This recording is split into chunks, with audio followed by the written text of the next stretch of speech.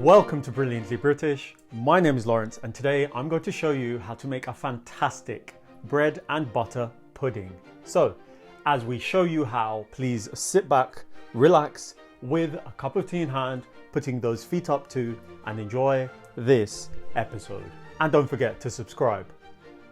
It's safe to say the people of the UK have historically been very good at turning leftovers into delicious dishes and desserts. Summer pudding and Anglesey eggs being prime examples.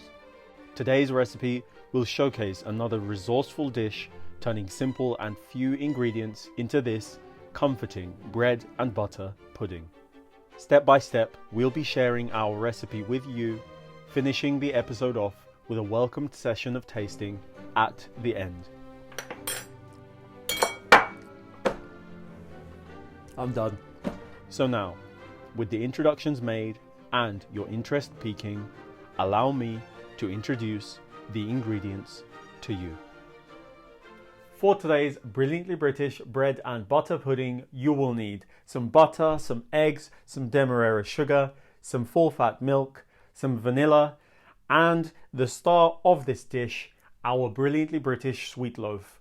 Follow the link up there to learn how to make it yourselves. And to avoid the occurrence of bland food, you will be needing a little pinch or two of salt.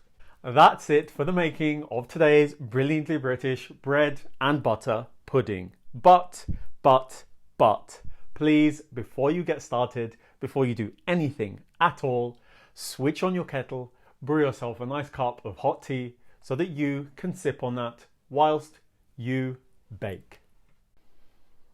To begin preparing a fantastic bread and butter pudding, proceed by removing the crusts from your slices of bread and slicing them in half diagonally before beginning to slowly melt a block of butter.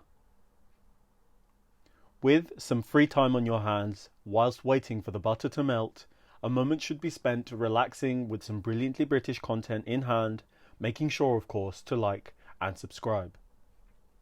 With the butter in a molten state, you'll first want to liberally brush the bottom and sides of your baking dish with butter, following on by brushing a single layer of bread at the bottom, and then beginning to arrange your triangle cut slices, not forgetting, of course, to butter each triangle on both sides.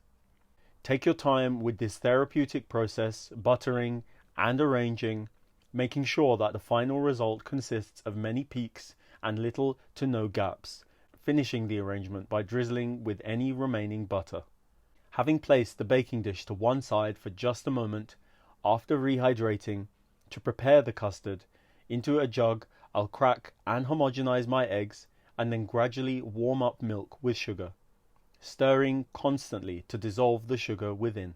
Once at the point of boiling, the sweetened milk should then be slowly combined with eggs, with a dash of vanilla, before slowly dousing your bread with your loose custard, ensuring that no areas have been neglected. Once seemingly saturated, begin to preheat your oven. Then, with the bread having soaked up some of the custard, continue by adding more, choosing to stop at the point when it's beginning to overflow, at which point the bread should be left to absorb the custard before adding more.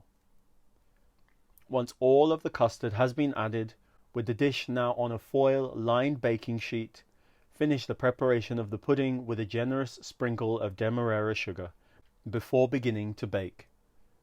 Once ready, your bread and butter pudding should be crusty and jagged in appearance, all the while maintaining a moist and spongy inner consistency.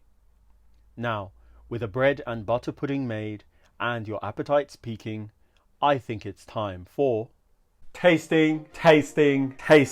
I'm going to be having my bread and butter pudding with a nice helping of custard. Follow the link on this episode to make any one of our fantastic custards. So, with that done, 3, 2, 1.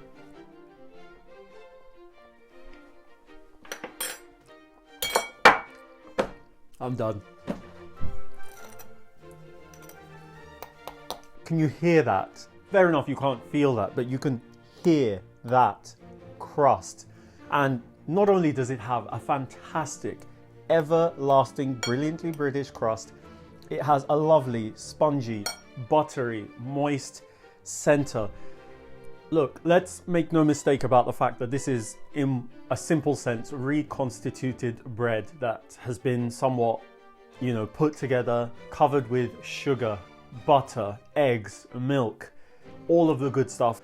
Not only is the texture of this thing amazing, you've got the spices coming through from the bread, you've got the fruits, you've got the dried fruits, you've obviously got the candied peel, the episode of course, which is up there, follow the link. And just the bread itself, it's spongy. Bread has the nature of just absorbing things, and what it's done is absorbed all of the wonderful butter, all of that wonderful custard, the sweetness. It's fantastic. Really, I could go on and on and on. So please go out, get the ingredients. It is 110% worth the time and the effort. So please, please, please make this pudding. Please. Thank you all for allowing me to show you how to make a brilliantly British bread and butter pudding. Knowing that you loved this episode, don't forget to click on the like button, the subscribe button, and the notification button so that you don't miss any of our new releases. Tell everyone you know, and I mean everyone, that you know about the brilliantly British food on this channel. And follow us on all of the social media platforms that this channel is on. And I will see you